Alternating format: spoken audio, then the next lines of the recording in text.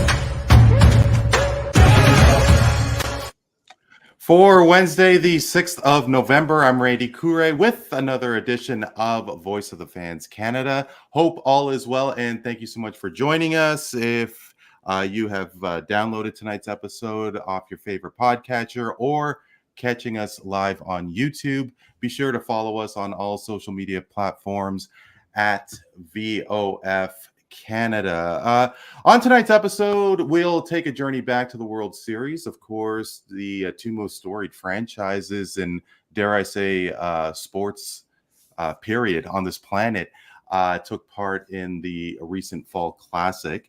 What's needed for the panel's favorite teams? We've already seen a couple of signings take place, some big signings for that matter. What is Joel Embiid thinking? The one-time MVP has been in the spotlight for the wrong reasons, and could life with Embiid and the Philadelphia 76ers come to an end? And we're also going to take a look at the practice of retired jersey numbers in sports. It's an honor for a select few, and I think we'll definitely have some fun chatting about that. It's always fun to assemble the roundtable for this evening. Always great to welcome back Neel Katarey. Neel, how are you? Good to be here, Randy, as always. Hello to Matt once again. Good to be back on with you, and excited to be on for the first time with Lily. Yeah, no, and as Neel mentioned, joining us once again is a friend to the show. It is the first time she's joining us since we put a fresh coat of paint on this podcast. Our amigo from the Midwest, Lily Schumacher, is here. Lily, great to see you again. Great to see you. Happy to be back on here. No, thank you so much. And always with a smile on his face, although I'm sure he went through a slew of emotions over the past couple of weeks. He is the co-host of the Talking Baseball with Sal Angelotti show from All Sports Radio WBCB in Philadelphia. Matt Siriani is back. Matt, what's going on, my man? Oh my goodness, it's been a roller coaster. That World Series was a roller coaster. But I also do gotta give my props to where it's due. That World Series, for what it's worth, a lot of the games were good. I will give it that. Well, yeah, and truth be told, I didn't catch a lot of the Fall Classic as much as I'd like to, of course, with this World Series being what it was. And I think it was the first time since 78 when, or was it 81? I can't 81, recall. 81. 81, yeah, when the Yankees and the Dodgers met in the World Series. But Yep. it was definitely a great series, especially for the historical aspect of it all. And, guys, before we do get started, I do want to show you guys a quick video. Bear with me. I don't know if you could see what I am showing if you're catching on the podcast. I am touching down, and there's some flashes in the ground as I'm touching down. I was actually in Phoenix, Arizona last week, and I had to connect from LAX.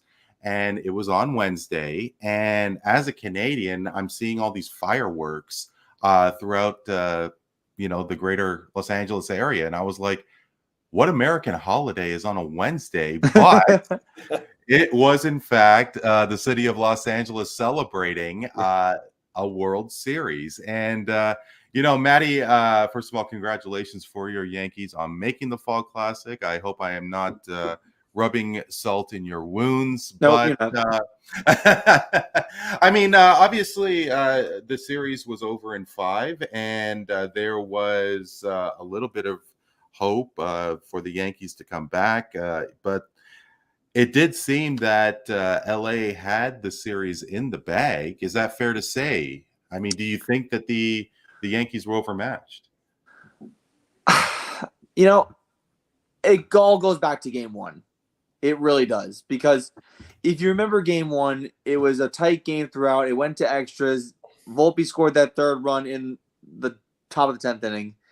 And then the floodgates kind of unraveled in the 10th inning when they put Nestor Cortez in to get 2 more outs in the 10th. 2 pitches, 1 pitch, fly out to left field. Verdugo makes an amazing catch, but then Boone decides to intentionally walk Mookie Betts because why not? And then middle pitch by Cortez, boom, grand slam by Freddie Freeman.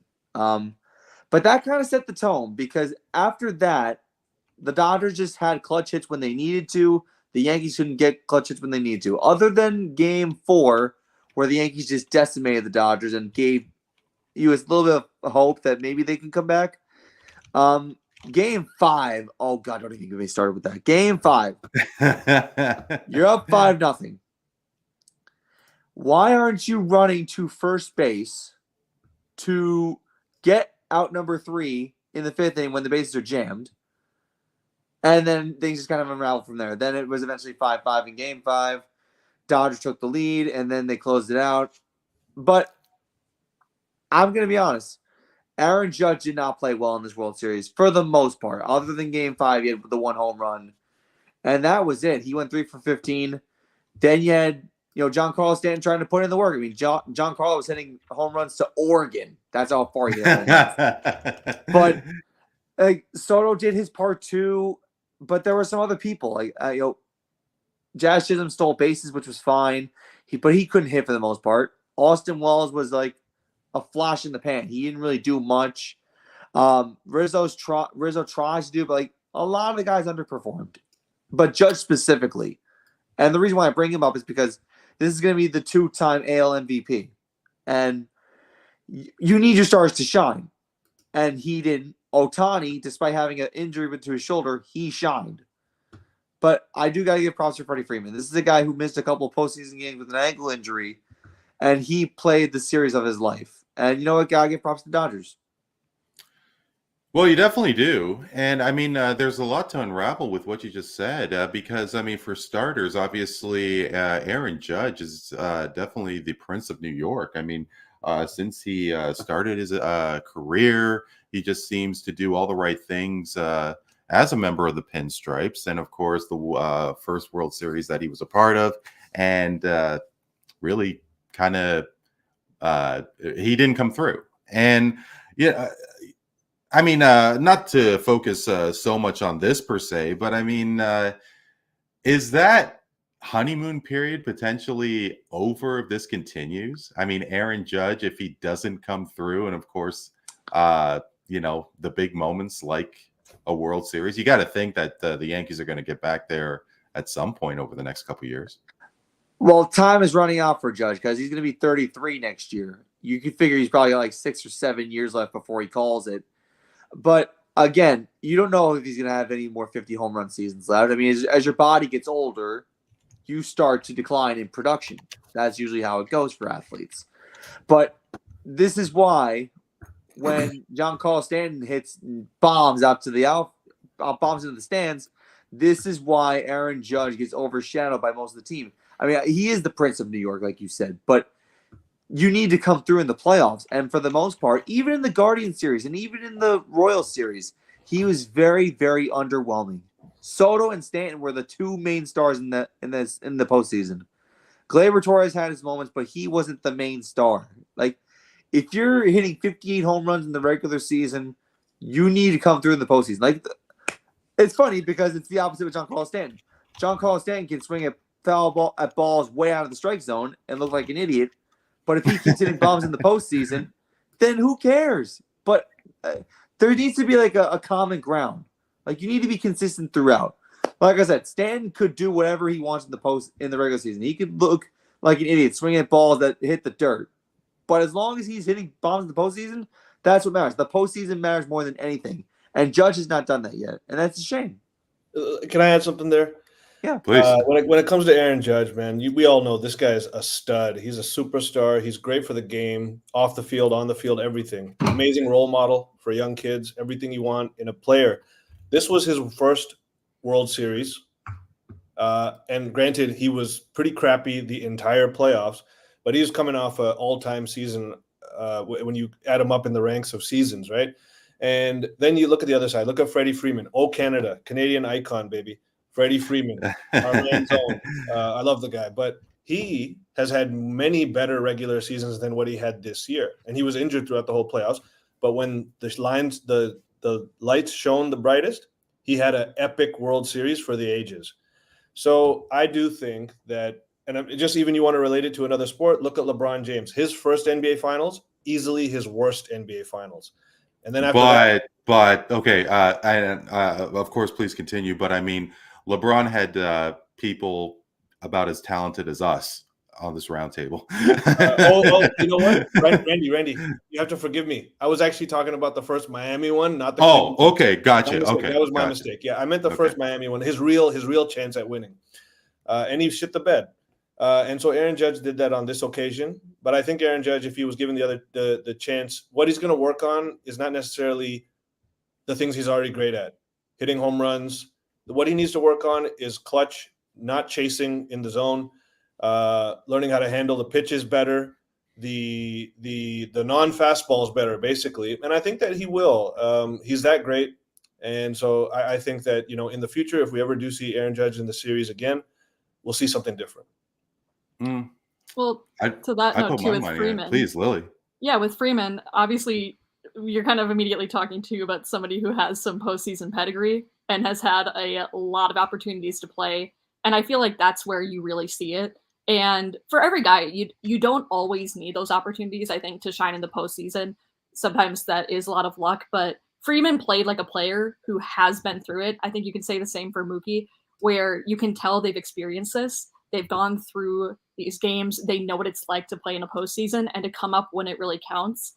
And not to go too much into it too right now. Obviously, we've talked a little bit about it, but that's where the Dodgers, I think, shined. They just looked experienced. They looked like they knew exactly how to handle each game and each situation throughout the entire postseason. I think they never really looked weak.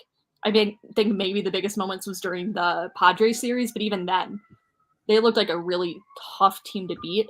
And that's where I think that pedigree and just ability to know what to expect from the postseason, not necessarily as a collective, because only so much of that team is from that shortened 2020 World Series group, but a lot of them have had other experience in the postseason. Sorry for the sirens in Chicago. Yeah, no, I hope everything's okay, Lily. Not in my building. I think I'm good. Are you in the south? Are you in the south side? I hear it's pretty rough over there. I am actually up in one of the northern neighborhoods. Oh, okay, good. But I'm close to a hospital, so then that unfortunately happens. But again, I think Dodgers proved who they are. Freeman is a great example, though, of just what experience means in the postseason. Yeah, I mean, definitely a playoff experience. Definitely does seem seem to be worth something. We've definitely seen it in cases, Lily, as you mentioned, with Freddie Freeman, Mookie Betts, and was Aaron Judge blinded by the bright lights. I don't think my money will be on him tanking another World Series when he does return there, but of course he was a little bit short.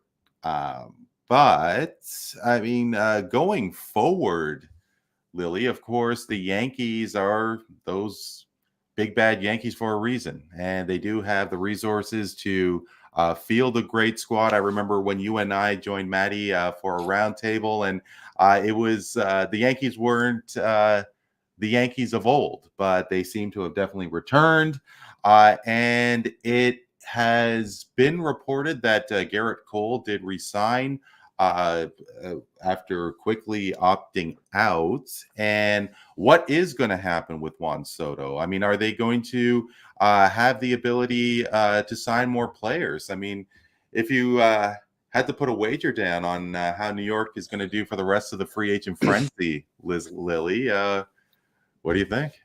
I mean, I think this offseason is genuinely going to be pretty hard to predict. I think there's a lot of really big free agents just across the board, and obviously Juan Soto's kind of leading the pack, especially with how well he did with the Yankees last season. And again, pretty good postseason experience, pretty good postseason for him as well.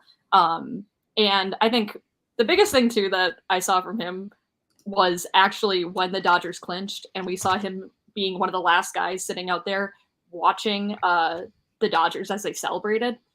And for me, that reads a lot as him wanting to experience more. I don't know if that necessarily means with the Yankees or not, but to me, I think that's a strong sign that he might want to stick around. I think he likes that group. I think he performed really well with them, and he seems like a really good fit.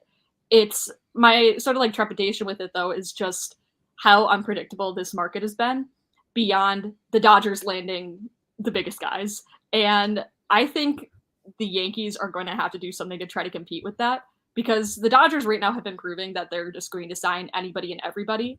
And with Ohtani, for example, last year, we saw how much money they deferred from his contract, and that they're basically saying, remember, we'll you're talking to a Jays fan here, so exactly that we'll pay off whatever we have to later on. It's just that here's the team we want now. And I'm not necessarily saying the Yankees have to pull the exact same move to compete with them, but I think it's something where if they want Soto, they have to really go for it and say, this is our guy. We're going to do whatever we can here. I have been seeing, too, there's been some rumors about signing somebody like they're interested in Alonso, which, could be interesting. I saw as well with Flaherty, who obviously is a wonderful pitcher, I think could, really contribute to giving them a solid rotation, especially with some of the interesting shakeups we've seen with them within the last season. But they have a lot of decisions to make, especially Gleyber Torres. He's a free agent now, right? Yeah. Yeah. Yes. And Verdugo. So you have a lot of spaces there. Obviously, too, there's more team options with like Anthony Rizzo, things like that. And I do think that you're going to have to start somewhere. I think Soto's the place to start and say, we have to go all in with him. If we don't get him, that's when we start moving down the line and saying, where do we fill in for second base? Where do we fill in for first base? What else do we look in the outfield? There are a lot of other options, but I think that's the thing that fans need to see. I think they need to see that they're dedicated to getting a guy like that back and not just saying like, well, we could get Clay Holmes back when that's not what anybody wants, things like that, those types of moves. I think they really just got to try and get him. I don't know how things are going to look for them if all of a sudden Soto goes to like the Giants, or if the Dodgers would make that move. I don't know, but like they have to do something. Just please don't have. If I hear any rumors about Soto speaking to the Toronto Blue Jays, I'm gonna lose it. I mean, that day of Ohtani boarding a plane from Southern California to come to Toronto, and I don't know if you guys heard about it in the U.S., but there was a plane being tracked, and John Paul Morosi did report such a plane, and it turned out to be one of the guys from Shark Tank, who's Canadian, and he was just visiting home. I mean, I don't scroll Twitter for news, and I was on Twitter the entire day at work, and my heart was ripped out when I found out it was a fraud. But in terms of what Soto could potentially get, he's a Boras client.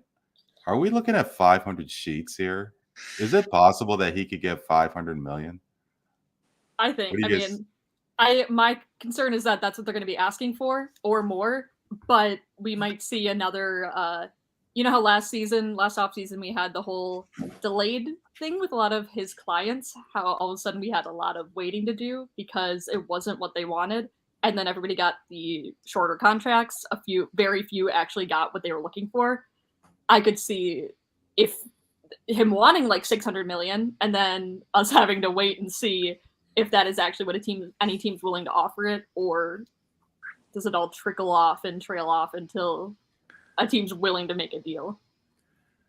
But I guess and Matt and Lily could probably chime in better than me and Neil, because I don't remember him having Juan Soto having the greatest of years in San Diego.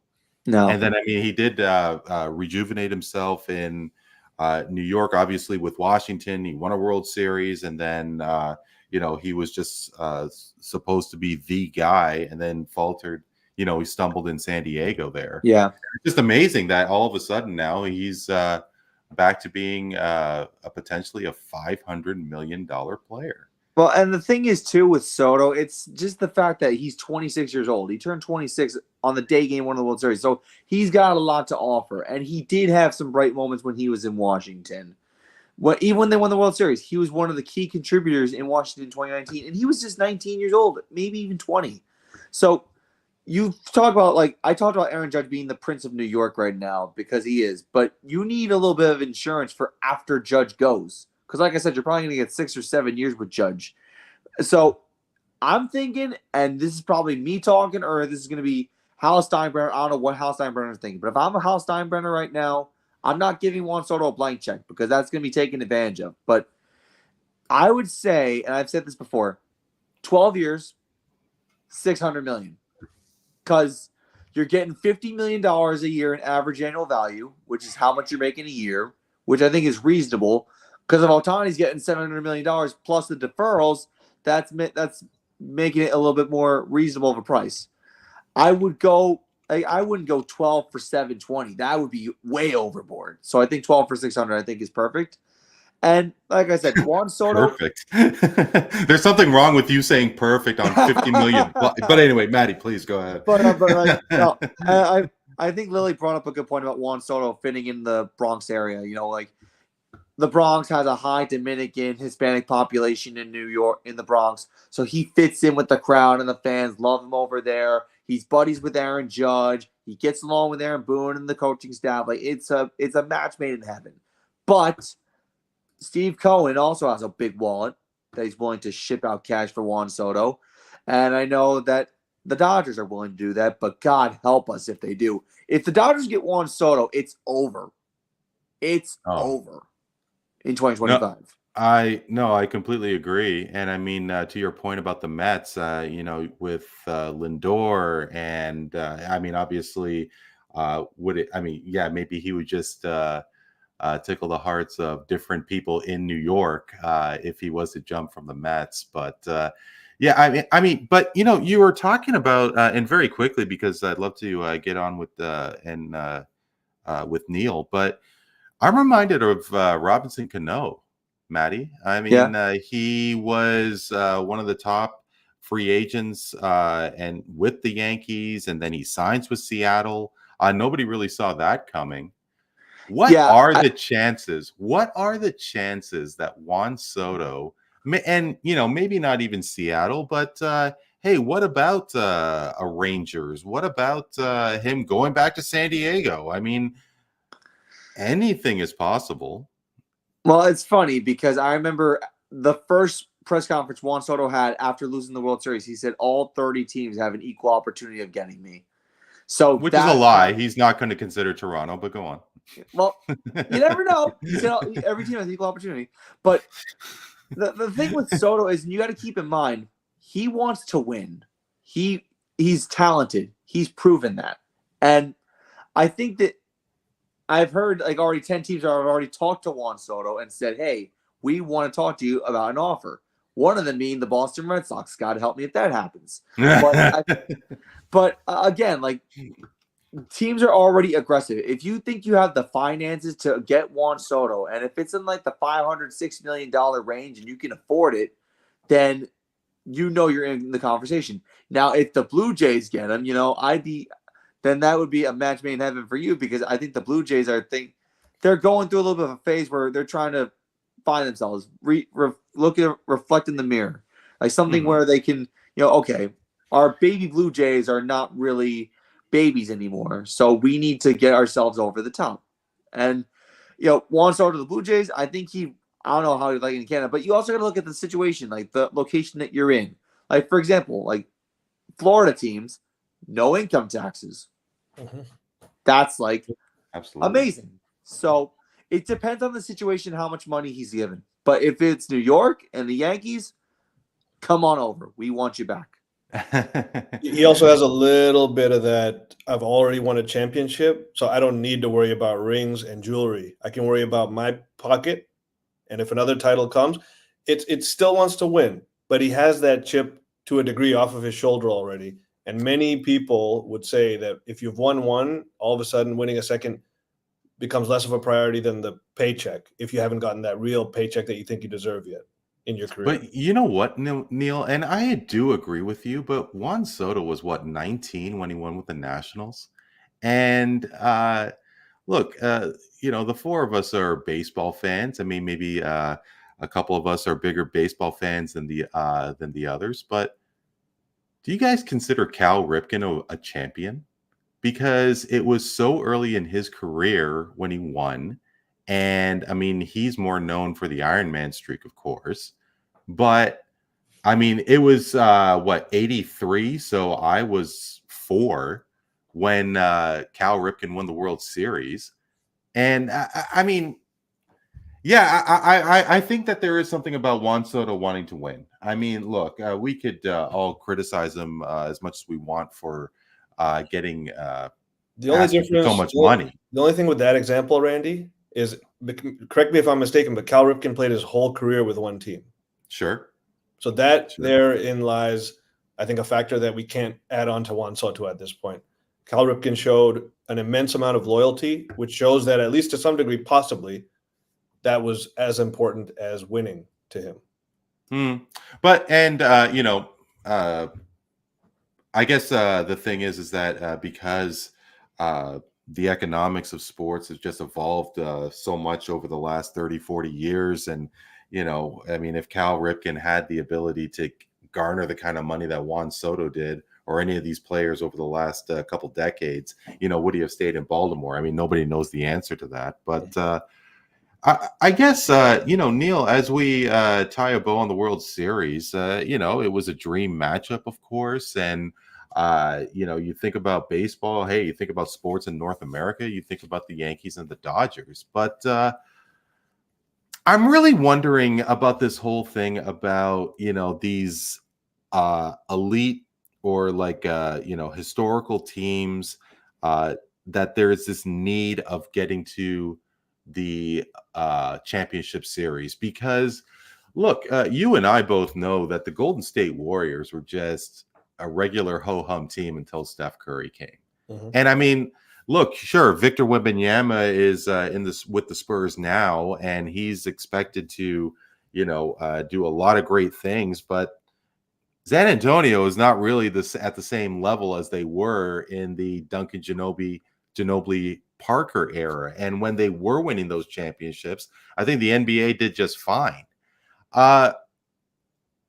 Is the Dodgers and the Yankees these teams like the Lakers, and if you want to throw in the Patriots, getting to the championship series? I mean, is that good for the respective sport, or is it just really superficial thought?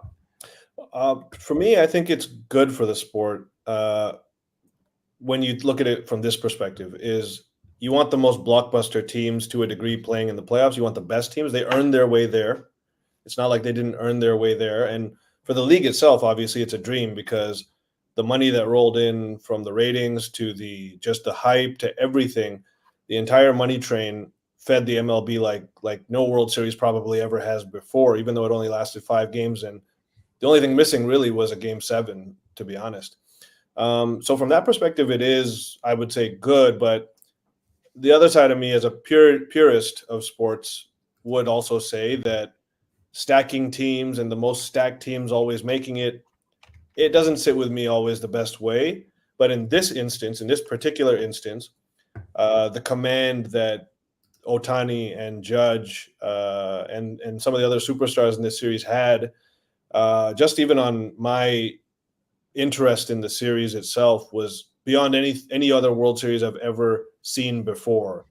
And I'd never been more excited to watch a World Series than this one here. And so from that perspective, I really enjoyed it. The series itself, I would say, was not quite up to expectation. Game 1 was, and it was a beautiful start to the series. Despite, sorry to Matt there, but it could have been better, and maybe would have been better had that epic comeback not been given up by the Yankees in Game 5. But I think it had a lot of great moments. I mean, you look at this series. Not only you had the two blockbuster teams, filled with the superstars, future Hall of Famers, but you had the walk-off grand slam in Game 1. I mean, just to add more intrigue to the affair, you had an epic comeback in Game 5. Sorry, fireworks. I mean, these are fireworks, things that you live to see when you're watching baseball. And then for more of the less superficial, more deeper baseball aficionado type stuff.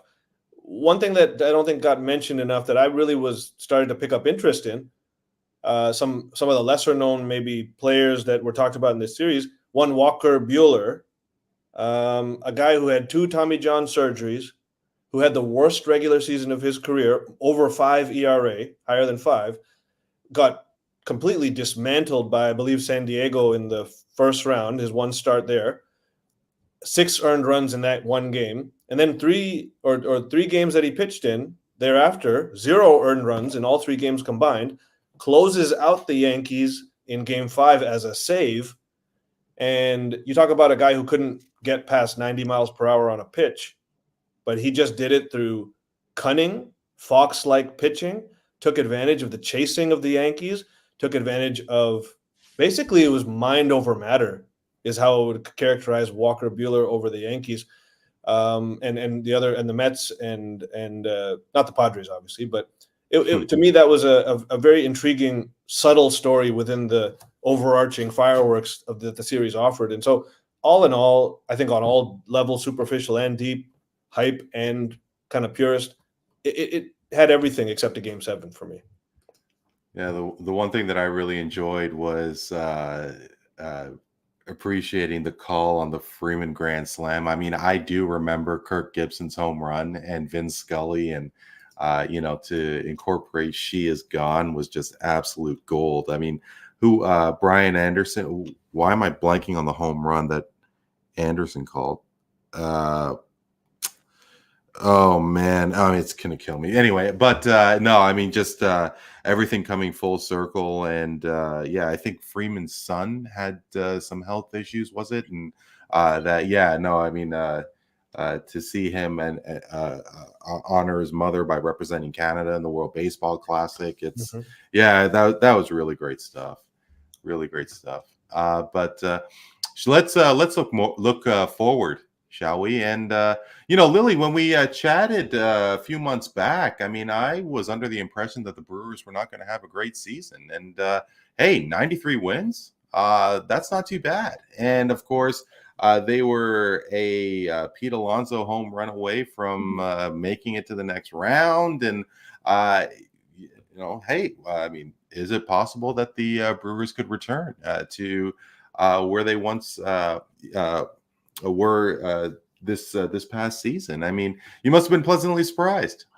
So I would say I was very pleasantly surprised, but there's also this little part of me that I'd say at the start of the season, I kind of had a feeling that they were going to be a hell of a lot better than people were expecting, just because taking a look at the NL Central, I think even then I realized it was a lot weaker than people wanted to lead on to.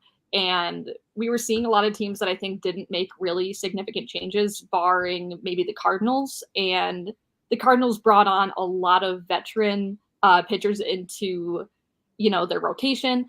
And for me, it just didn't seem like anybody in the division was doing enough to actually get to them to that point. Where for me with the Brewers, the biggest thing was obviously they lost Corbin Burns and Craig Counsell and were being really heavily doubted. But what people I think weren't thinking about too was the possibility of Chourio being a really strong player and playing at a great level to them.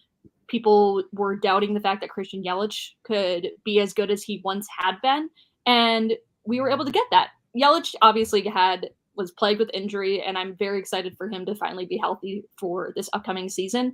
But he played like he could and like he should be playing. He played at an MVP caliber. He obviously doesn't slug as much as he used to, but he gets on base a lot. He gets a lot of base hits, is fast, steals a lot of bases. And then Churio really had a strong season more towards the end. Obviously, when he was in sort of the middle of it, it wasn't as great of a year for him as it could have been. Ooh. You okay? Yeah. Yeah. Okay, just making sure. But he really started to find himself and showed that he didn't need to be sent back down. He was a big league player and he was able to do that. Adames had a great season. I really hope that something can happen where he can return, but I'm not expecting it. And William Contreras was also phenomenal. But then we also look at their 2 Gold Glovers this year, Sal Frelick and Bryce Terang. Pat Murphy kept saying that he was going to take a quantum leap. He did. He was a phenomenal player, phenomenal second baseman, and just a great batter and a great person. He shined also in the wild card series. He was one of those guys that was really giving them the edge. Same with Churio. And a weird example of your rookies and sophomores doing a lot more than the veterans on the team. Adames barely did anything. But for me, there's just that little bit of, I didn't do enough to make it a point of being like, hey, Brewers are going to be good. Watch it and come back to me. I should have done that because I would have loved to go around saying I told you so to a lot of people. But I do think there's a chance that they can, come back and bring something next year. It's just that I do think they have to continue to find their ways of bringing in players. Hoskins didn't have that great of a season, but also his first season back after injury. I think there's a chance that he might step back up next year and really start to provide something that he could bring in that pop, bring in that flair. I think he brought great energy and, kind of great leadership, which I did appreciate. But they got to bring in somebody. I don't know what that's going to be. Brandon Woodruff being back is also going to be huge for them. Even if he doesn't play that well or doesn't pitch at the, caliber he used to, I think the fact that of him just being there and being part of that team is going to mean a lot. He's meant a lot to this team for a very long time. And I just hope that can bring it. But I'm very happy with how they did. Obviously, they broke their curse of not winning a single game, I think, since 2021. But obviously, they need to win a series. That's the biggest thing they need to have happen again, because they haven't won a series since they were 1 game away from the World Series in 2018. They really need to do something there. But Pat Murphy's probably on his way to, Manager of the Year, which Craig Counsell never did in Milwaukee. And for that, I just hope people start to recognize what that means, to the city, and that they're a lot better than people let on. So, Well, I mean, it's funny you bring up Counsell, because when we were chatting the last time with Maddie, and shout out to Jay Cardinale if he's out there, but you were talking about the loss of Craig Counsell and that he was going to be a big void for the Brewers, and the Brewers barely made it past 500, and Murphy had the potential of winning Manager of the Year. I mean, hey, maybe it's the team. As you were explaining that Adames may not resign. I mean, and not to put you guys on the spot here, but isn't there something that teams like Milwaukee can do? I mean, from what I understand, owners of Major League Baseball teams don't really go in the hole because revenue and TV revenue and so on just is such a plus. And I don't know if you want to put the Brewers in the same category as the Pittsburgh Pirates. Obviously not, but let's say they did sign Adames. Let's say that they were able to keep the players from the past. Why not go all in on a guy like Adames? Because I mean, it does seem that there is a foundation there in Milwaukee. I mean, a lot of people pointed out that he's kind of been the heart and soul of this team for the past, ever since he joined the team from that trade with the Rays. He has really been a huge part of their clubhouse and a really amazing leader. I think I'm in with a lot of other Brewers fans that agree that they should just go all in and just say, hey, let's get our guy. But it would be, I think, the first free agent signing or like major contract extension since Lorenzo Cain.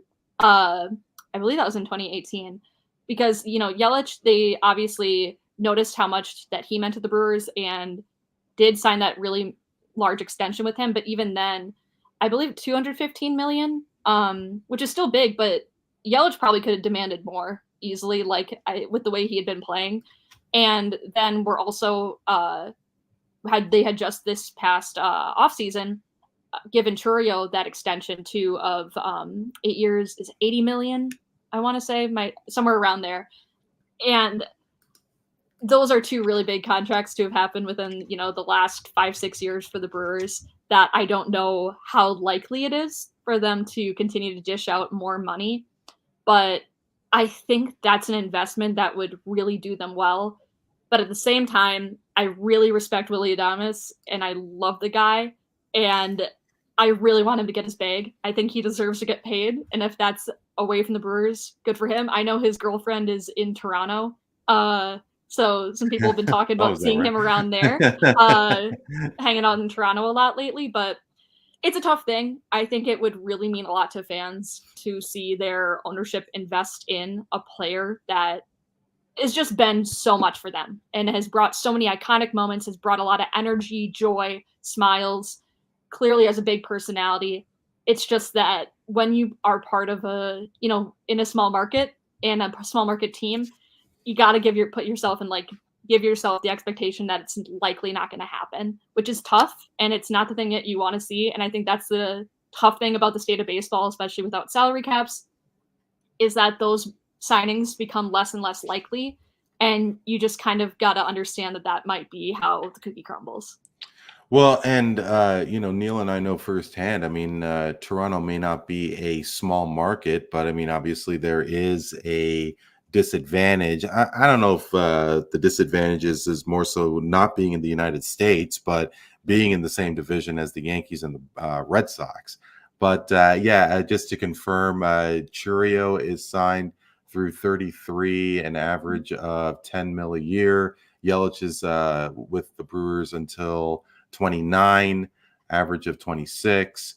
Woodruff is around till 26 at what is that? $8.75 million, 8.75. So and Hoskins' contract is pretty big for next year too. That he 17 mil for a couple of years. Yeah. But Neel, there were some big expectations in Toronto. I mean, there did go to the wild card series, and they, of course, collapsed against Seattle. I mean, everybody did think that the likes of Guerrero, Bichette was going to emerge as the 1-2 punch that Toronto needed. Of course, Bichette just completely fell off the face of the earth. Not a lot was expected of Alek Manoah, but then he had to get shut down for some sort of CL surgery. I can't remember which one it was, but or was it something with his arm? I can't remember.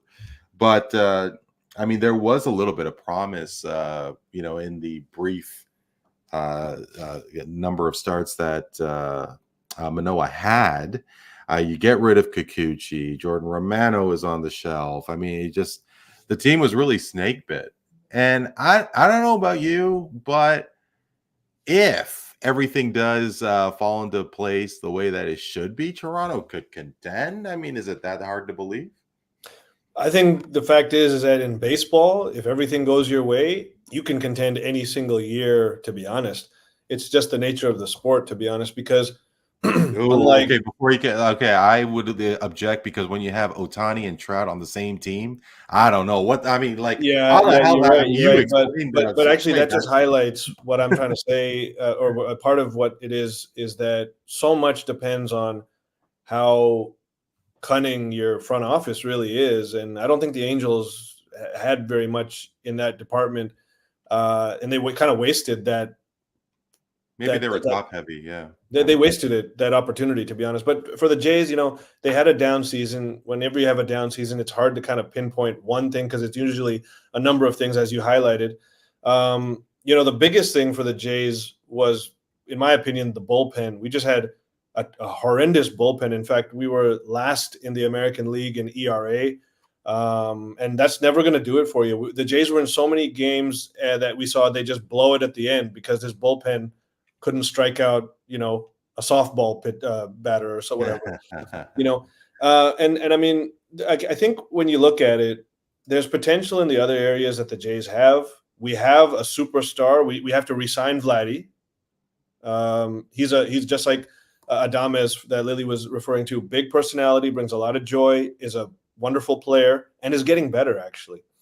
So he's a priority. Bichette, I don't know how much. I think that they still want to re-sign him, and he's had his definitely his shine in the past, but that I'm not sure about as much. But definitely Vladdy. But the big thing I just want to highlight, like for example, look at Detroit from last year. The year before, they had a horrendous bullpen. Then what did they do? They didn't go out and sign any superstars. They had minor league contracts, they had waiver pickups, and they had internal growth. And all of a sudden, they had like the second best bullpen in the entire league after having a very poor one. And what did they do? They made noise in the playoffs. And I think the Jays could model that to a degree, but it just goes to kind of show that it's kind of internal growth and all of these other factors that aren't just, oh, can I sign Ohtani or Soto or this guy or that guy? Those are important parts, but in baseball, much more than I think even other sports, maybe only football can compare, is that you have to have those minor pieces and those smaller wheels that complete the gears in the cog system. Not just the big gears without those small ones, because the machine don't work that way. You got to have everything. And again, just talking about bullpens, you saw the highlighted of the importance. You see it every playoffs, but especially in this one. Look at the Dodgers. They won the World Series, and routinely Dave Roberts is pulling out bullpen games, which means no starter, just throw out his bullpen guys, and then the next game you just got to manage them, manage their pitch count and all that stuff. And so I think that in general, well, like you said at the beginning, any baseball team can go from worst to first. It's a league in which it happens a lot, and a lot of lower seeds often make the World Series and whatnot. Like the year before, the 5th and 6th seeds played in the World Series. And so you just add in a few of those better working, smaller cogs, and all of a sudden, the well-oiled machine starts moving very nicely again. You mentioned about Dave Roberts, and I was reminded at how criticized he has been before this season and before this World Series, and that there was a lot of pressure on Roberts to not only make the Classic, but to win. Question for the room. If Dave Roberts didn't win the World Series, let alone make the World Series, would he have been turfed? Done. Because here's why. Because that series against the Padres, when they were down 2-1, the Dodgers had the #1 record in baseball again. And keep in mind what happened in 2022. They had 111 wins, I think it was, in 2022. And the Padres were like 22 games back of them, and they whooped them in 4 in the division series. So if you lose to a division opponent in the divisional series 3 years in a row with the best record in baseball, there's no excuse. There's really no excuse. And I got to give a shout out to a friend of mine, Leroy Antonio, who's a really good friend of mine, who's a Dodgers fan. He lives in California.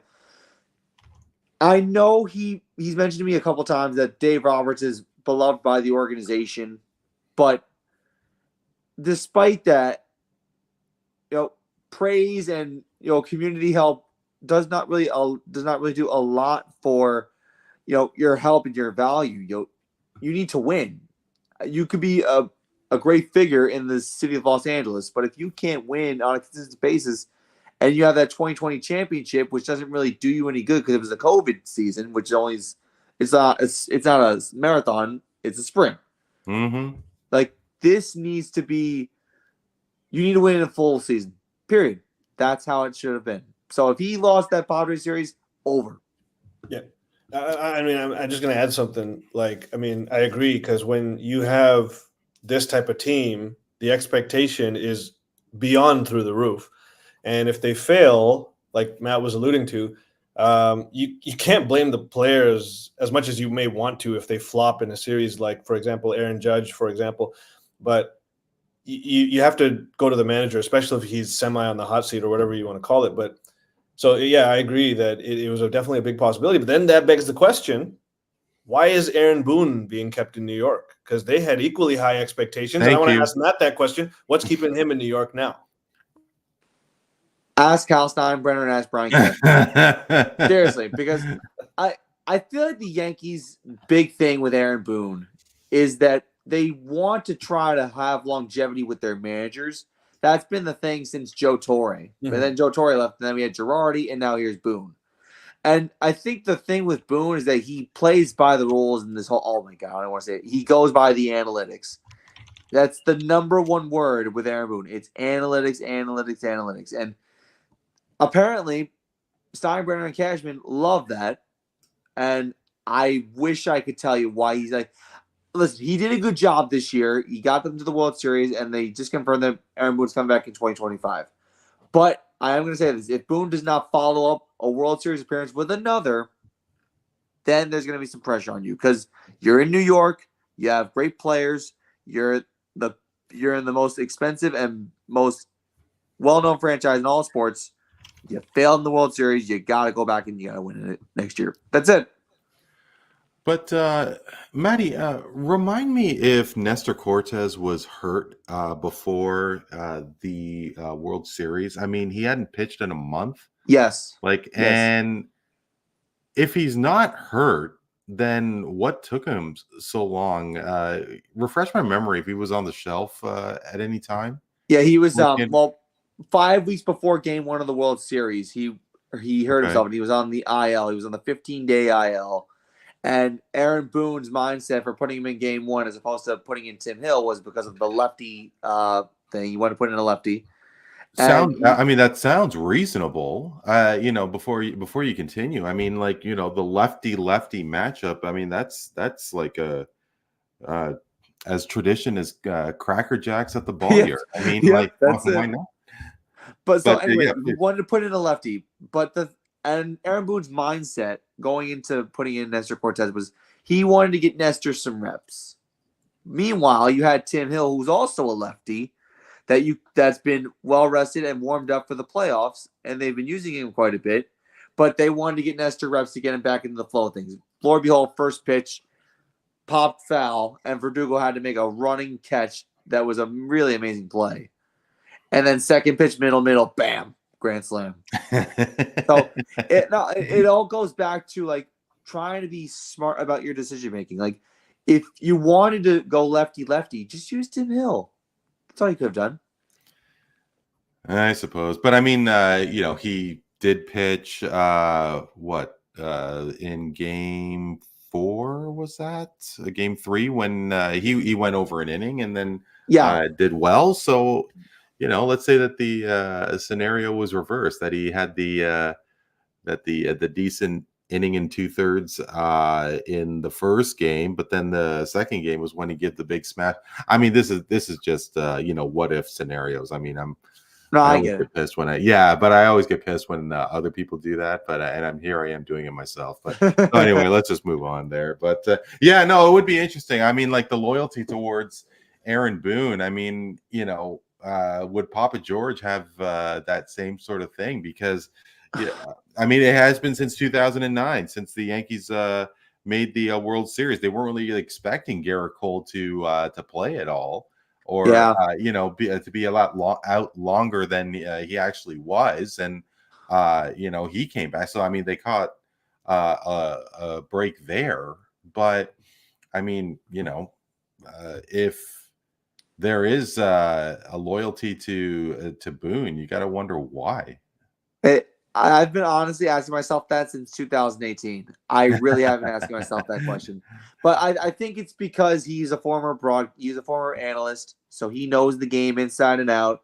He was part of Yankees loyalty with the home run in Game 7 of the 2003 ALCS, so he knows the Yankees well enough, and the fans know who he is.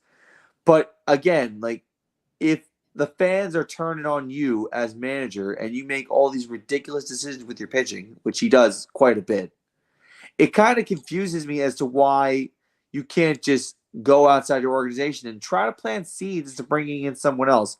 I mean, listen, I'm not for saying fire someone and bring in someone new every year, but if you've been doing the same thing for 6 years and it's not stopping, and the fans know it, and you and the players know it, and everything, like, you gotta make a change. And if you're Hal Steinbrenner and you're Brian Cashman, you gotta be more aggressive. That's how it's got to be. So is that the only change that you see that is needed for the Yankees? I mean, is it simply the manager that needs to be removed in New York, or do you see other big holes? Well, see, here's the thing. The problem with that is that the Yankees don't usually hire managers on a consistent basis. They usually last long in the Bronx.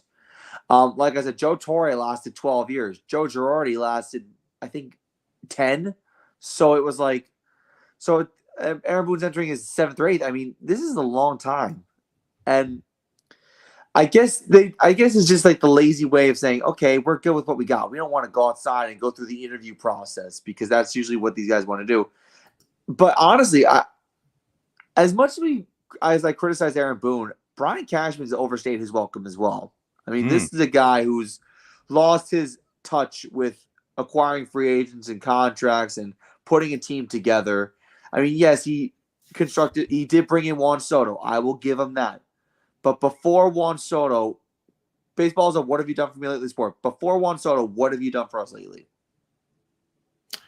And well, I mean, he did orchestrate Garrett Cole, but no, I mean, there is something to absolutely to what you're saying. I mean, if you got to think that the Steinbrenners, George's boys have some sort of desire to win, and are they just simply snake bit, or are they just simply too loyal to their to the people that they're loyal to? I mean, well, I mean, it's kind of I don't want to be rude about this, but it's kind of where we haven't won a World Series since George Steinbrenner passed away, which is kind of unfortunate. I know Hal wants to try his best to win a championship for his father, for the team, to get number 28, and this was the closest opportunity. And it's weird because it seems like every 15 years, the Yankees reach the Fall Classic. I'm hoping I don't have to wait another 15 years because I'll be 41 by that time. But and on behalf of the Brewers and Jays fans in this roundtable, we're like, our deepest sympathies, Maddie. Thank you. No, but of course, I mean, there's obviously big expectations for the Yankees. It has been a number of years, and no, we definitely get it for sure. But I mean, we'll see what happens as the off season for Major League Baseball continues. And guys, over to the NBA, and specifically, there is one topic that I really love to discuss, and that is Joel Embiid. I mean, obviously, Maddie being in Philadelphia for WBCB, when it comes to Philadelphia and sports, I mean, it goes without saying. I mean, it's one of the more passionate fan bases in the U.S. and North America. Yeah.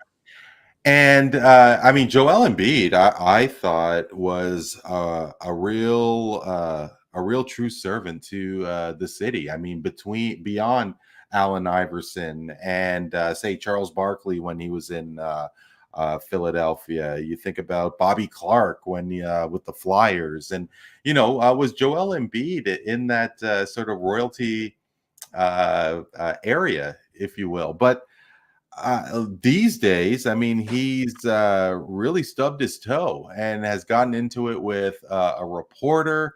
And guys, I do want to play a small video clip. I'm sure you have seen it, but it was a response to essentially Joel Embiid's desire being in question since he has been out since the season began. I've broken my face twice. I came back early with the risk of losing my vision. Had broken fingers. I still came back. So I'm not gonna sit here and be like, When I see people saying he doesn't want to play, I do think it's bullshit. Like that dude, he's not here. Marcus, whatever his name is. I've done way too much for this fucking city to be treated like this. So, done way too fucking much. But like I said, I wish I was as lucky as other ones, but that doesn't mean that I'm not trying and I'm not doing whatever it takes to be out there, which I'm gonna be here pretty soon.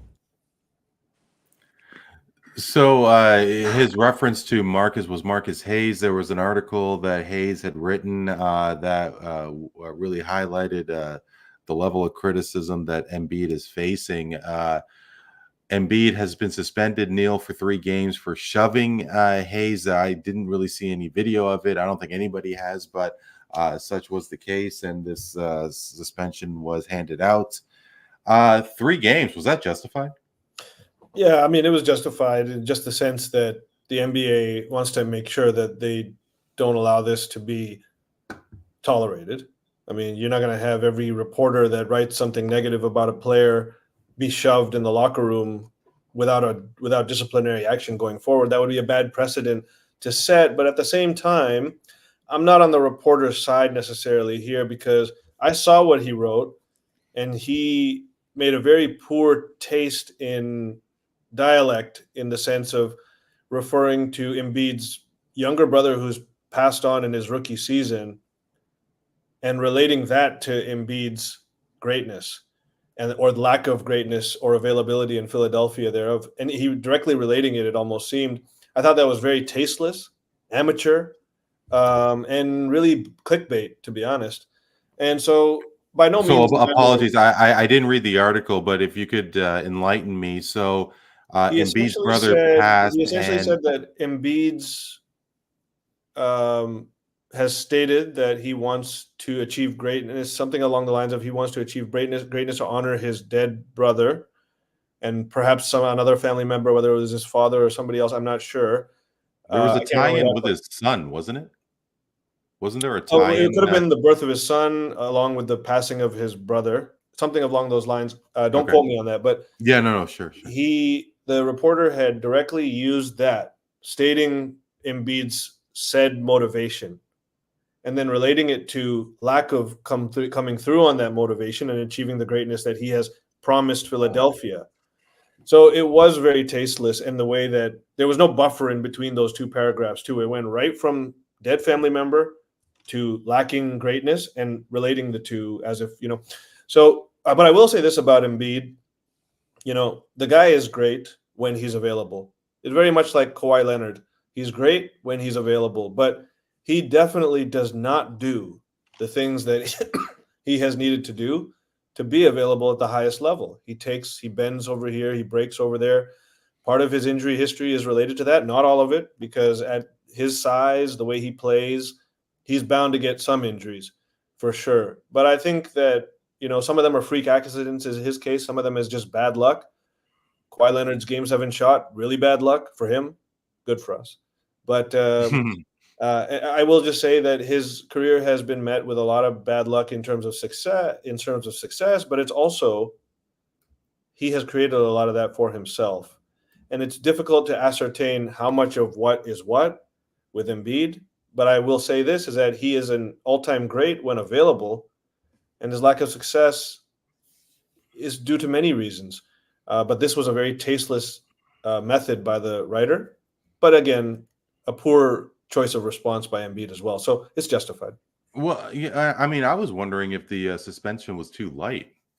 Why are you shoving a reporter? I mean, look, now this guy may have chopped at the knees, and was it in poor taste? I didn't read the article, but I think the 3 of you did.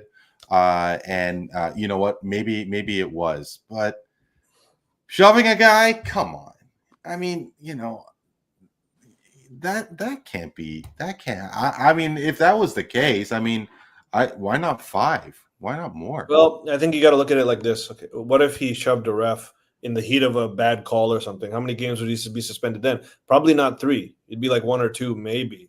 You think he'd be less for I think it'd be shoving a about the ref? same. I think it'd be about the same, if Oh, anything. I don't know. Before Look, you I know that there have continue, been instances where refs have been touched in the wrong way by players, and they don't get 5 games, 6 games. I've never remembered that. If anything, it's going to be 1 or 2. But again, I'm guesstimating there.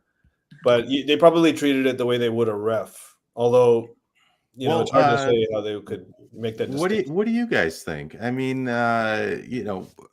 with shoving a reporter, shoving a ref, like a blatant shove of a ref, umpire to the point where he was knocked down. I'm sure you guys remember. Well, maybe you remember Brett Laurie. He was a real fiery member of the Toronto Blue Jays. Lily, I believe he played, had a cup of coffee with the Brewers, maybe definitely with the Athletics. And he basically spiked a helmet after a terrible call at strike 3 call at home plate. Spiked the helmet. It hit the umpire. He was benched for 8 games. And I don't know. I mean, we don't have to spend a lot of time on this, but I mean, 3 games for shoving a reporter. Do you guys think that's enough? Philadelphia is a very, very harsh city.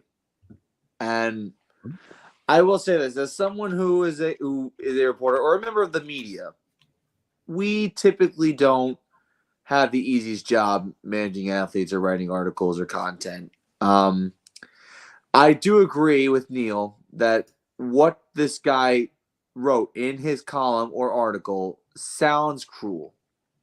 However, at the same time, there's a certain way to handle things. Physical violence against a media reporter who can't fight back is awful.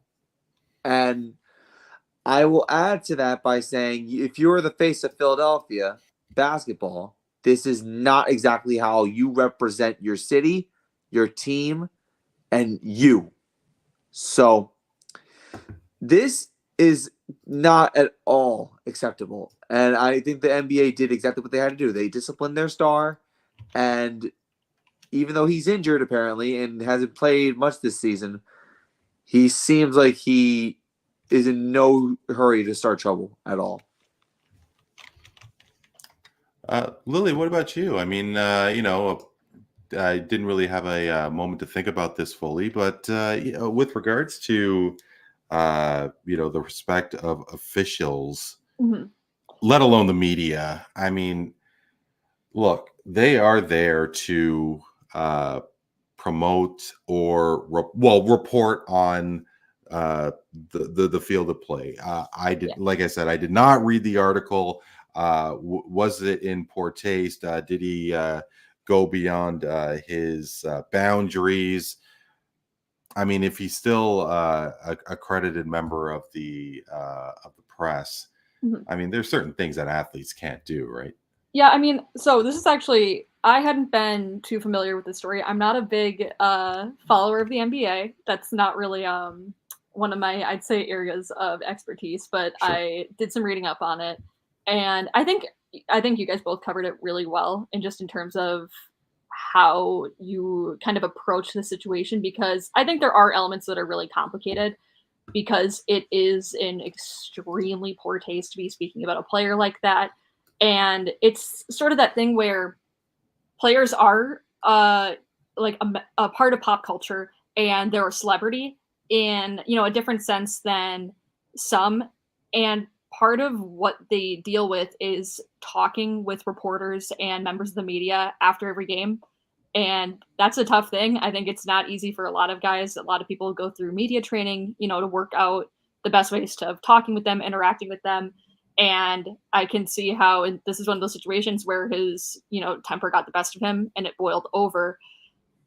But I do think that it was handled in, I think, probably the best way they could go about it. It's a lot of that too is going to come down to opinion about it's enough. It's not enough.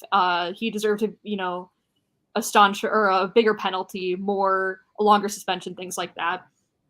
But it's a very difficult landscape, I think, to navigate, because especially too, like you've already talked about, Philly is a very interesting sports city with very passionate people and writers and players. There's a lot going into it. I think people also brought up too what happened with Jason Kelsey, throwing somebody's phone recently, and it's it's a difficult boundary because people do deserve their space, the ability to take a stand back and kind of own themselves, but at the same time, part of your duty is interacting with media personnel, and it's a hard thing to avoid. You kind of have to, unless you really want to pull I'm just here so I don't get fined if you're maybe really really upset and not interested in communicating with a certain reporter.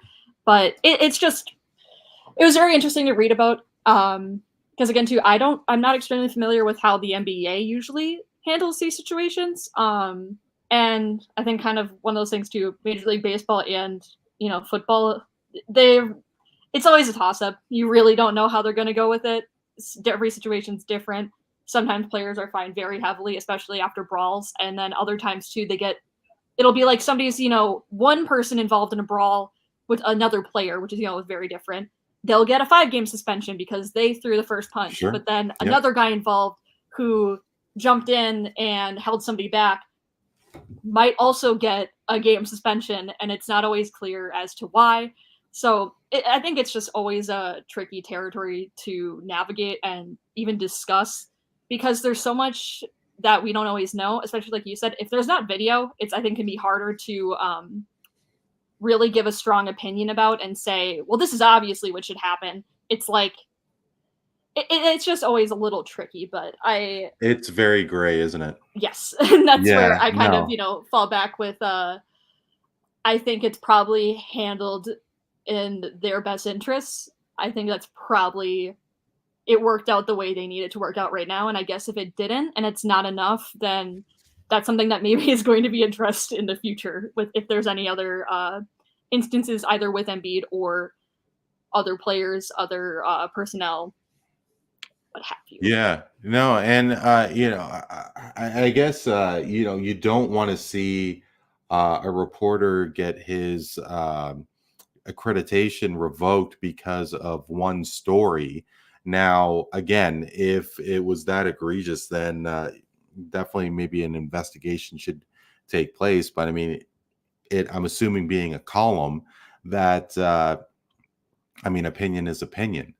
But Maddie, beyond what the reporter said and Embiid's reaction and so on, I mean, he said he wasn't going to play in back-to-backs. Now these recent comments about how much he's done for the city of Philadelphia, quote unquote. Has the has he committed social suicide in Philadelphia? I mean, is he able to come back to how he was celebrated during the MVP season? I mean, you're in Philly, you're pretty much in ground zero. I mean, he could overcome all this, right? Like I said, Philadelphia is very, very stringent with how they handle athletes, with how they handle bad outcomes of a game, with how they handle good outcomes of a game. This is the same city that can burn their city down after winning a Super Bowl. But you know what, Matt? Before you continue, there is something about Joel Embiid that makes me think that all could be forgiven. Well, I mean, listen, he's been around for a long time. The trust the process era, that was him.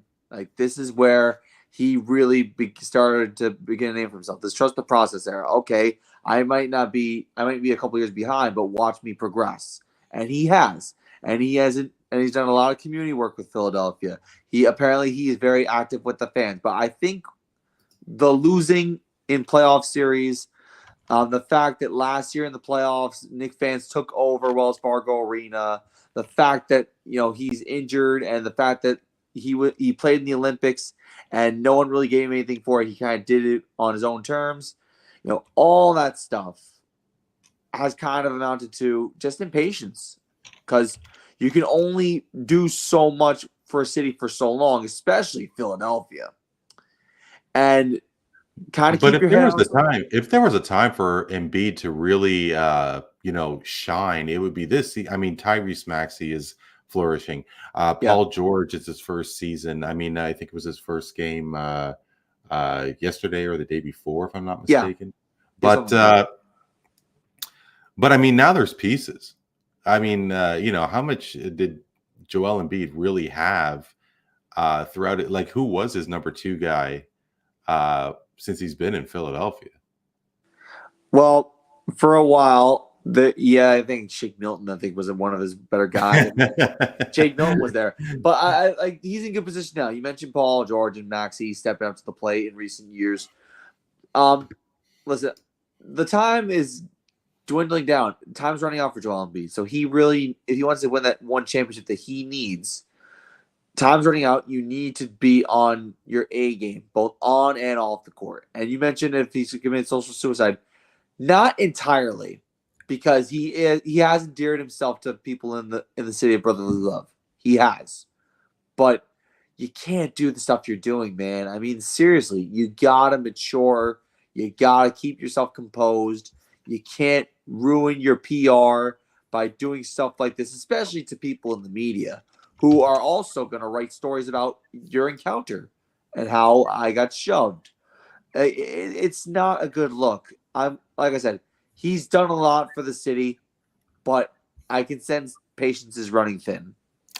Can I just add a lot of winning? Yeah, sure, absolutely, Neil. But I mean, look, Embiid. I mean, the reason that they have patience for him is because they recognize his greatness. Even though he flops in the playoffs, even though he's routinely out of shape, he gets injured, misses time, all that stuff. But when this guy is at his peak, there is nobody like him.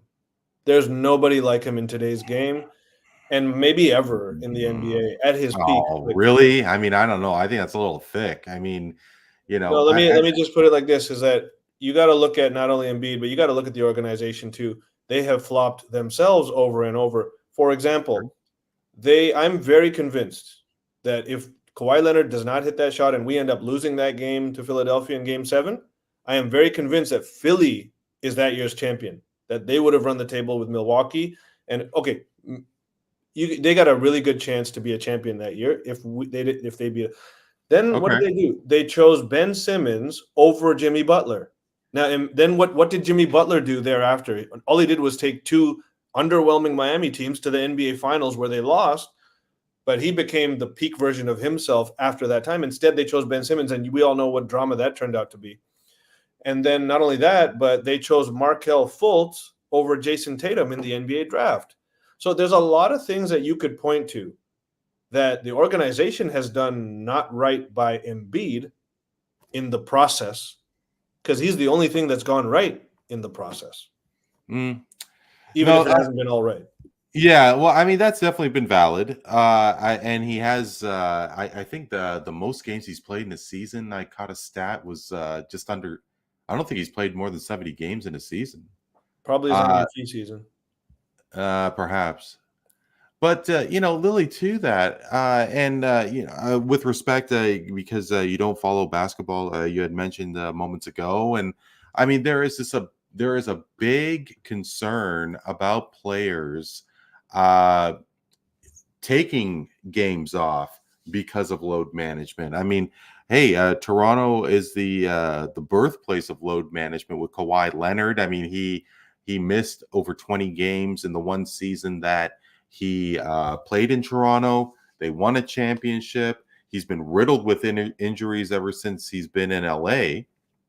And there could be validity to taking games off, resting their bodies, going all in the playoffs. But it has become quite a story. And with regards to back-to-backs, and I think that basketball is the one sport where a number of players, the star players especially, they play 80-85% of the game. And I mean, baseball is not as strenuous. Football, maybe they're playing half the game, theoretically speaking. Hockey, they only play a third. This isn't a story that we heard 30, 40 years ago, but I mean, these players are going in terms of working out and doing the court workout regimens and eating bizarro food and just in order to stay healthy. But do you think that the league should do something about it? Insist that these players play more games, or do you think that they should lighten up in terms of the schedule and the expectations amongst these stars? So I will say something. I do watch a lot of college basketball. That's one thing I can at least say. So I'm like, at least familiar to some extent with, You're a pace of play. Wisconsin girl? No, I'm a Marquette fan. Marquette, okay. I'm not a Dwayne Badger girl. And I got you. Can't say I like the Badgers, but big Marquette Golden Eagles fan. And the thing is, like, continuously when you have people, I think, have to realize with, anybody who plays basketball, those athletes, it is such a different pace of play compared to different professional sports. Right. Just because you play hard, it is running up and down the court. That is the whole time. That is what you're doing. Especially, I know, occasionally I've caught a few Bucks games. Giannis is a player who, I would say really pushes himself. And, I've witnessed that where, especially in when they won it all and got their ship, it's like he was putting so much on the line and was putting so much effort into it and, doesn't really let off at all when he's, in those big games. And I think it's a tough thing I'd say from one perspective of it is you want your stars to play because that's why people are watching. That's why they're interested. That's why they, kind of care about what's going on is the stars, the biggest players, the biggest names. But at the same time, I can understand why I guess load management is a thing just purely because of the amount of strain you're putting on your body every single game, where if you're playing, if you get 5 minutes rest throughout the whole game and, are continuously doing that back to back to back, that's a lot, especially with the amount of workouts they do, what work they do during the off season. It's a ton of stress to put on the body. And that's where I feel like I don't mean to take a kind of cop out answer with it, but I do think there's a middle ground. I think that you kind of have to find a good in between of saying, these guys do deserve to rest, especially if they're playing at such intense intervals, but it shouldn't be going overboard. I think you kind of got to find a nice little safe spot there that's giving them a chance to refresh, make sure that they're not pushing themselves to the point of injury, I think is the biggest thing, but also recognizing that they're the biggest stars for a reason. They're being paid what they are for a reason because they're there to contribute and be part of the team. But that's kind of where I'll stand with it. Yeah, and I mean, it is difficult to actually come up with a solution because look, you're getting paid $60+ million. I mean, if you're a guy like Jaylen Brown, but I mean, to your point, they are putting their bodies out there and the rigors of going up and down the court, and sorry, it's. Yeah, sure, they're getting paid all these millions of bucks to play a sport, but I mean, it's hard to do. And I think that there is an appreciation for it. However, when you're a guy like myself who was in San Antonio, Texas, and paid the markup to watch the Lakers only to have LeBron sit out for load management, then your boy gets pissed. And I think a lot of sports fans are starting to get annoyed about this whole thing with load management, and what the NBA and other sports will do. It'd be interesting to see. Very quickly before we cap things off with our final segment, I did want to talk about the art of retiring jersey numbers. And of course, it was 20 years ago when Vince Carter had left the Toronto Raptors. And in those immediate years, I actually was adamant that Vince Carter not have his jersey number retired because it was such a messy divorce. The Raptors were terrible forever. Never did I think that the Raptors would win an NBA championship, but it was a couple of years before that when all seemed to have been forgiven and that Raptor fans actually started embracing Vince Carter again. And it was a very touching tribute for sports fans in Canada Matt and Lily when Vince Carter's number 15 was hung to the rafters.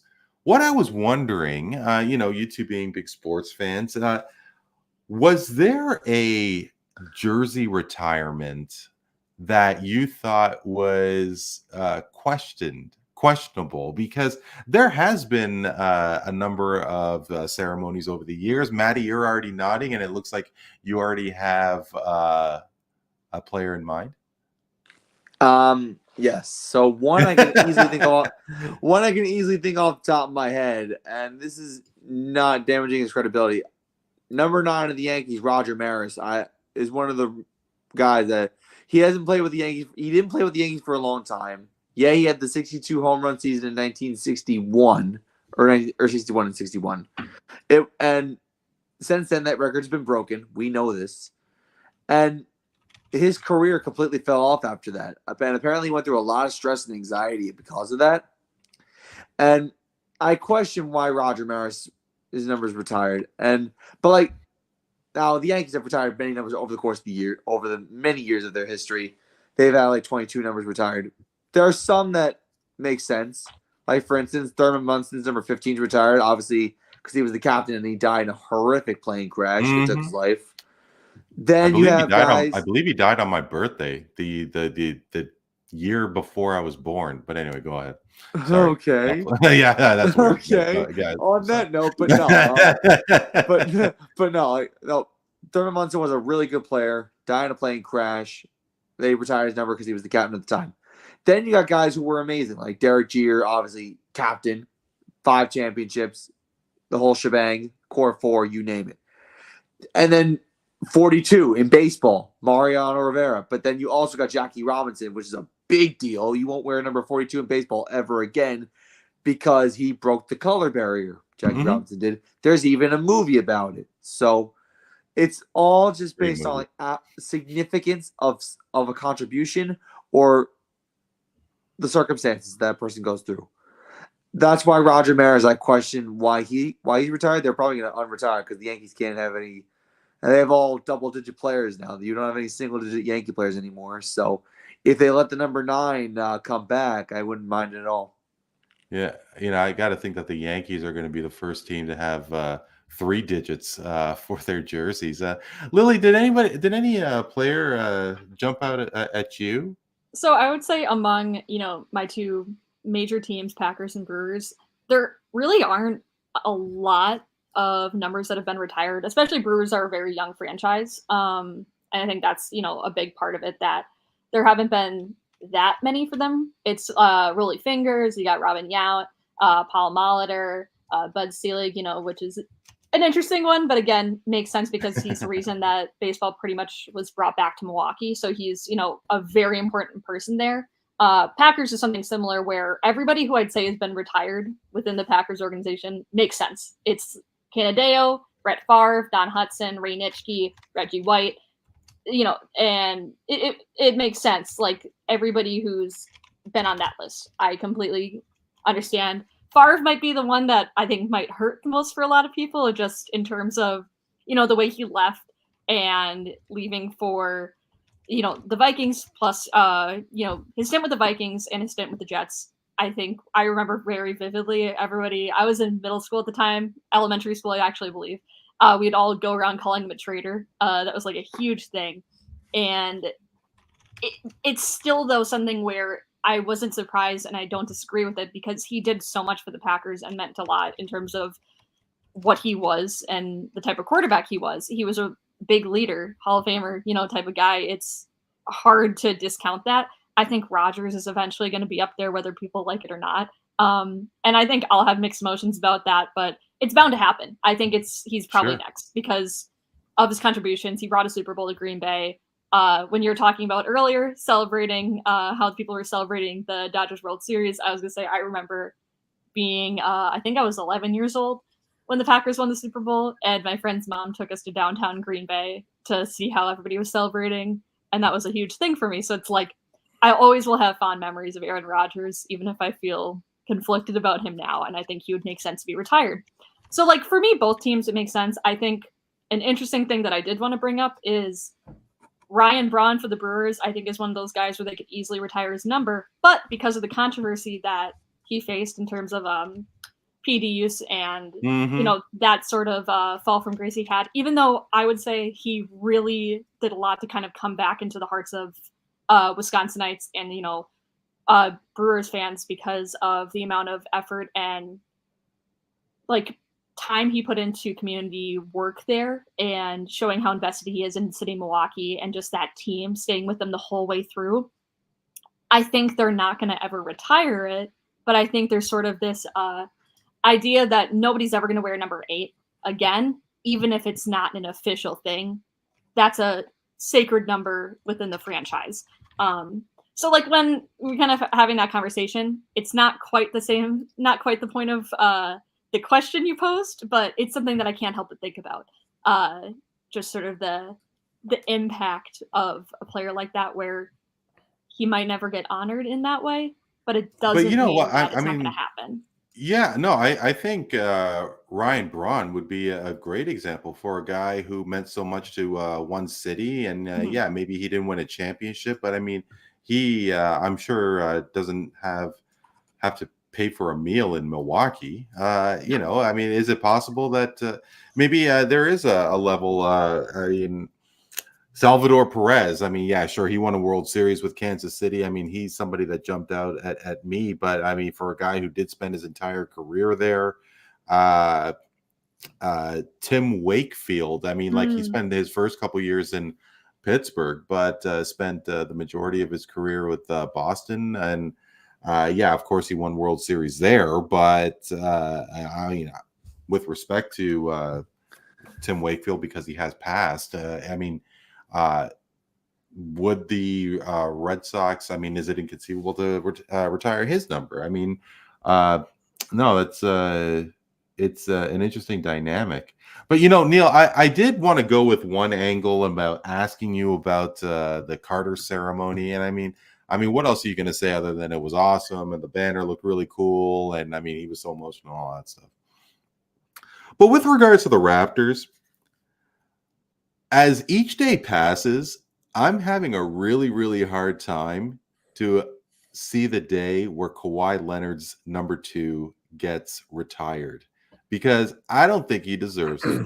Because I'm going to tell you right now, I'm going to say that it is DeMar DeRozan, Kyle Lowry, Pascal Siakam, and Fred VanVleet.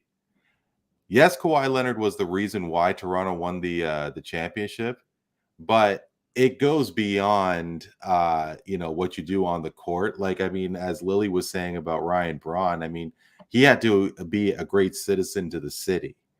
And I mean, I think both are integral in retiring a jersey number. Your thoughts? The thing that I would say is that Kawhi Leonard is probably going to be one of the most conflicted, if it ever happens, it will be one of the most conflicted jersey retirements in any sport, because both sides are going to be correct. The side that you're speaking for and the side that the person who thinks he does potentially deserve it is speaking for as well. Because, look, a body of work sometimes does not need to take 6 or 7 years to achieve. He achieved 5 years of work in 1, and his batting average was 1,000%.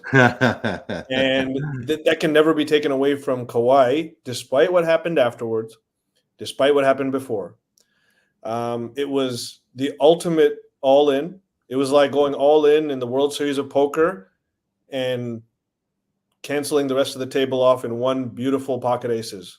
And that's what he was for us. And so you think you're gonna discount that pocket aces because it's the only one you had, or is that the one that goes on your wall that you're gonna have a photo of? So it's hard, because in one hand he definitely deserves it if those other guys do, because he achieved in 1 year what they took many years to achieve, the cachet. But the emotional weight with the fans will not be there like those other guys. What will be there is the fact that he brought us to true relevancy, the highest degree of relevancy. Sure. And but can I give you one player? Because I really love the question. I really love the question about what Go for jersey it. retirements you don't think are necessarily deserving. And I will say, sticking with basketball, how about the Sacramento Kings and Mr. Vlade Divac? Because He Mr. retired his Vlade, jersey. Mr. Vlade Okay. Divac played 6 seasons for the Kings, and granted, it was 6 awesome seasons. I loved watching that team. Him, C. Webb, Doug Christie, Mike Bibby, all those cats, Peja Stojakovic. But of all those names I just said, there's at least 2 or 3 guys that before him would be deserving. And even then, he never made an NBA Finals. He only played 6 years with them. He only averaged 11 and 9, not even a double-double in his entire tenure with the Kings. And he did that one bat out to Robert Horry that essentially got the Lakers their three-peat and nixed the Kings out of their probable championship had he not swatted that out to Robert Horry. Right. The one thing I'll say about Vlade Divac is that he was a chain smoker. He apparently smoked before games, and he only missed 7 games in that entire 6-year tenure. So that alone makes him deserving, perhaps. Yeah, I mean, I was hoping to go through the list of leagues and retired numbers and so on. Like I remember off the top of my head, Wade Boggs getting his number retired by the Tampa Bay Rays, and Ray Bork winning, getting his number retired by the Colorado Avalanche. But you know, yeah, no, it was cool to see Vince have his number retired for sure, because he did a lot for basketball in this country. Finally, we are going to go to our final segment. And, you know, Lily, in past roundtables, we did a trivia challenge. Matt has actually joined us for this new segment that we have started with the birth of Voice of the Fans Canada. And it is called Straight Facts, Bro Relax. So essentially, I'm going to drop a statement. You're going to agree by saying straight facts. You're going to tell me why, and you're going to say bro relax if you disagree.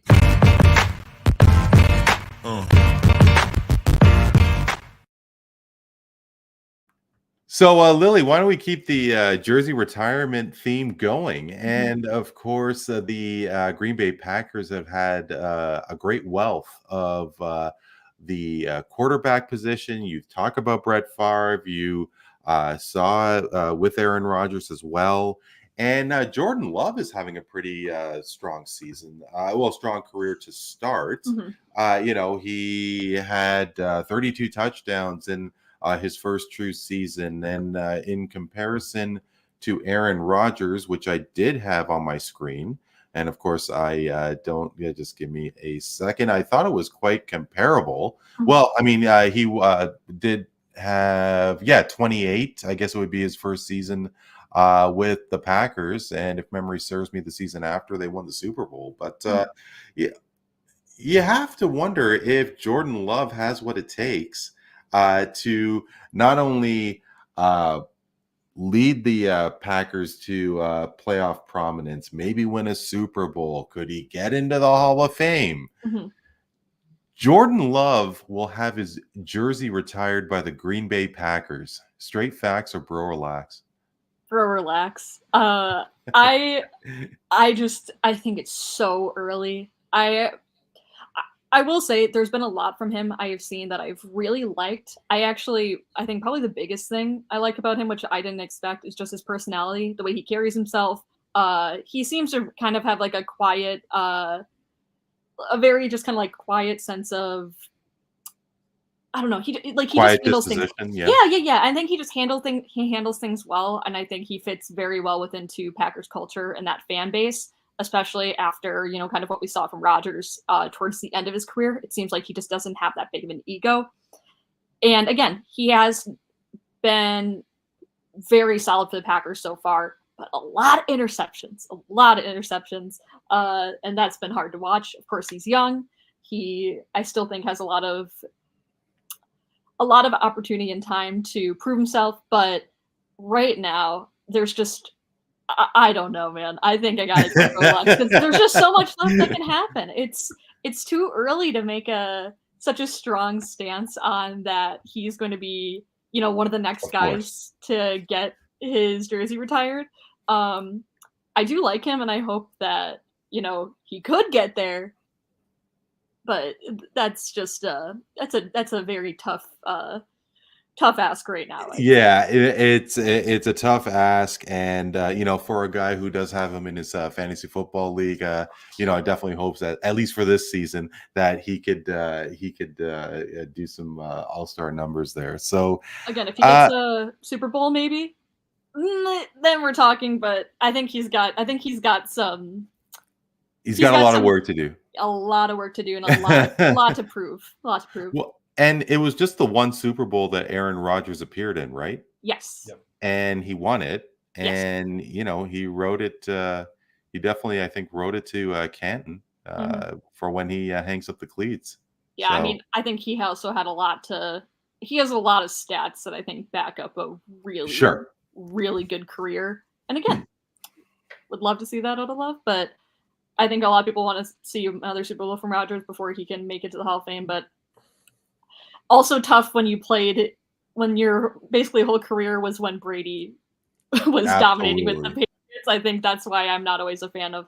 This is a whole different conversation. I'm not always a fan of Super Bowls being a deciding factor of what makes you one of the greatest quarterbacks of all time, especially with Tom Brady having been in the picture. That's just him and that team. Kind of hard to beat. No, I absolutely. Maddie, I know that you and I have chatted about hockey over the years, and the NHL will have a very unique tournament with the Four Nations Cup. That is a tournament during the All-Star game where Canada, the United States, Sweden, and Finland will replace the All-Star game and have this tournament, and it really is a nice breath of fresh air because they don't have a consistency with the World Cup of Hockey, and a lot of fans are looking forward to it. However, one big country that is not taking part is Russia, and that is, of course, because of the political unrest involving that country. I am wondering, though, if time will heal that wound, and if Russia is just too much of a powerhouse of a hockey nation to be excluded yet again. The international hockey tournament known as the Four Nations Cup will include Russia for the next tournament. Straight facts or bro relax? Bro, relax. I mean, I mean it because, like you mentioned before, Russia, they're not even mentioned by name of country in the Olympics for sake. They're called, but they still participate. Isn't that semantics? They participate, but they're not mentioned as Russia. They're known as the Russian Olympic Committee or something like that. So they're not even mentioned full name in Olympic sports. That's number one. Number two, you mentioned the political controversy going on with that country right now, and I suspect that if you have four countries right there, like you mentioned, the U.S., Canada, those are big-time hockey countries right there. Sweden and Denmark, same thing. I think, yes, Russia has a lot of phenomenal athletes in many different sports, but because of the controversy and everything else about them, I wouldn't want to include them in any type of tournament unless it's the Olympics.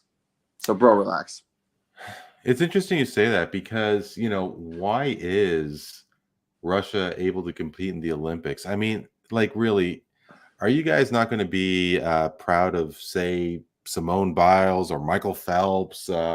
Let's say that the U.S. were banned from using their name and playing the anthem during the Olympics. I mean, aren't you guys still going to get charged when your fellow country women and men bring home Olympic hardware? Maybe the NHL goes through the same practice and not have the team identify as Russia. I still don't think that does anything. I mean, if you want to penalize somebody, then kick out the athlete altogether. But I mean, it's not the athlete's decision that their country is doing what they're doing. Yeah, I completely understand that. It's just that, like, we don't want to play politics in sports at all. It's kind of something that we want to try to avoid.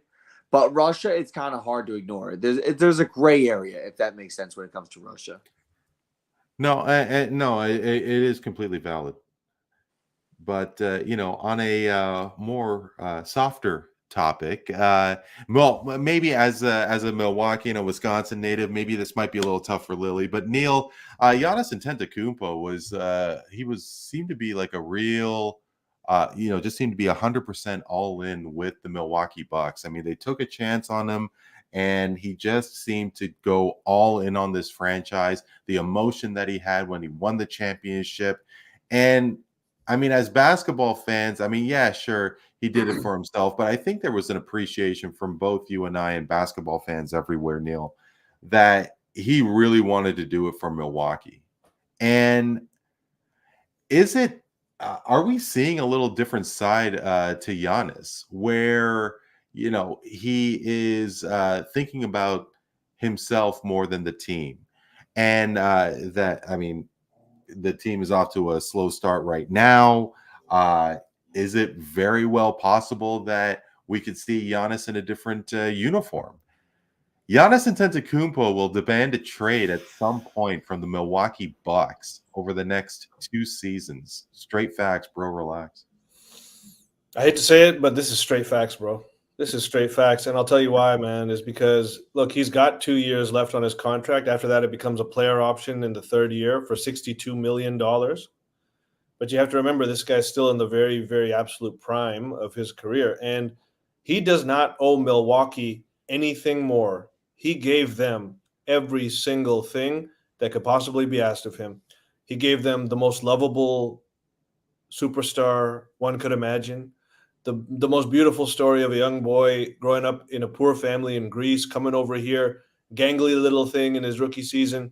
He was a twig. My God. Not even a lottery pick. Now he's a beast. and then what he became year by year, the humility, the love, the passion for the game, the championship that ultimately he brought, and what I would say is the greatest single game finals performance in history with that closeout game, 50 points, 14 of 17 from the free throw line. Didn't he have a bum ankle? Didn't he have a bum ankle? A bum hamstring. He hyperextended his knee in a couple games. That's prior. what it was. Yeah. So he's given them everything. But here's the sad reality of the NBA today is that superstars run the teams.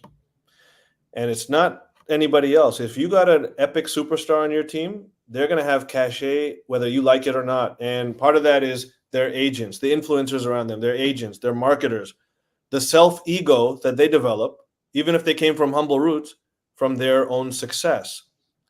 And, of course, the deifying that everything from winning a championship to becoming the superstar you are and the fan reaction around that will have upon you. You will have a certain, in the NBA in particular, a certain kind of impression about yourself that it can't be me. And in this case, I'm not saying it is Giannis, but I will say this, is that he was very critical in 2 of the most boneheaded things that they've done in recent years, which is basically exchanging Drew Holiday for Damian Lillard, completely misunderstanding the concept of the team building that they were trying to do, and also highly inferior coaching changes from Budenholzer, inferior down to Adrian Griffin, and then even more inferior down to Doc Rivers. And a lot of it. But sorry to interrupt, Neel, but I mean, like Adrian Griffin, weren't they in like top 4 in the conference? They were, but they again, that was a headbutting that mainly Adrian Griffin had with Giannis more than anybody else. So it was in large degree part of Giannis's, perhaps what he felt his cachet in that organization, and this new guy coming in is not going to tell him what's what on this team. Perhaps that is what led to that firing and that replacement with Doc Rivers, who obviously I think we all can say is a washed up coach by now. And so it just goes to show that, like, although Giannis has already given everything he can to Milwaukee, like many other superstars in his same scenario have done in the past. You talk about Kevin Durant, you talk about LeBron James, you talk about James Harden, all of these guys, most of whom have not, other than LeBron, most of whom have not done squat compared to Giannis for their franchises, as far as winning championships and whatnot. They've pulled the exact same power moves. And although I think Giannis has a lot more purity, loyalty, and humility towards him than those other guys perhaps, he is at a point right now where he can see that the future of this team is very, very bleak, and his future in the right scenario can still be very, very bright. And that's why I say straight facts. Yeah, I don't want to see Giannis leave Milwaukee. I mean, it's just such a great marriage, and I mean, Well, think about it would this. be cool. What if he I know found a what way you're to gonna get to Oklahoma City? Oh, forget that. If he comes to Toronto, I'm gonna kiss the sky. I don't want to go out. Like, if it's not Toronto, I don't want him to go anywhere else. Like, no, he stays in Milwaukee. I mean, the world is more simpler when Giannis stays is in Milwaukee. Yeah, that's right. Yes. Partial Guys, owner of the Brewers. I'm sorry. Partial owner of the Brewers. That's right. Or yeah, I forget that's what right. his stakes are in it, but he's involved in the team. Means a lot to Wisconsin. I know that Mahomes got a piece of The Royals, yeah. Same thing. Owner. And Yeah. And then didn't he purchase the NWSL team? I believe so. Yeah. So I do think this also, Randy, that if Giannis was to demand a trade and leave Milwaukee, by and large, diehard true Milwaukee fans, not the casual fans that really haven't followed the team from his beginning. I'm talking about the true guys who followed his whole course from the beginning to winning a championship. Very minimal of those people are not going to still love Giannis with all their heart. They're going to love him. They're going to wish him well. They're going to be sad about it. But at this point, he's achieved 90% of what he possibly could for them. And I think you got to be a little cold in your heart to not appreciate a man like that, even if he wants to go somewhere else at this point of his stage. Yeah, no, I completely get it. I do find it kind of ironic that you have this difference, I guess paradox, if you will, of the great success of the Kansas City Chiefs and the absolute floundering of the Kansas City Royals. I mean, yeah, maybe they picked it up recently, but I mean, they had the blip in the mid 2010s, but they've just been an absolute dog ever since. I mean, hey, the Steelers and the Pirates. I mean, you're in the same city, but you just can't get it together. I mean, I don't know. I find it kind of ironic, but you know what? Maybe we will solve that another day. Thank you so much, everybody. It's always great to talk sports with you, and really hope that we could do it again. Maddie, great success to you in Philly. Lily, over to you in Chicago. I'd love to see a Raptors Bulls game. If I do make it to the Midway, I'll definitely hit you up for sure. Definitely. Yeah, you should. Yeah, absolutely. Neel, always a pleasure. Let's do it again soon. Always a pleasure, Andy. Thank you so much. For Neel Katarey, Lily Schumacher, and Matt Siriani, I am Randy Katarey. This is Voice of the Fans Canada. Hope you're doing well and keeping safe. We will talk to you next time.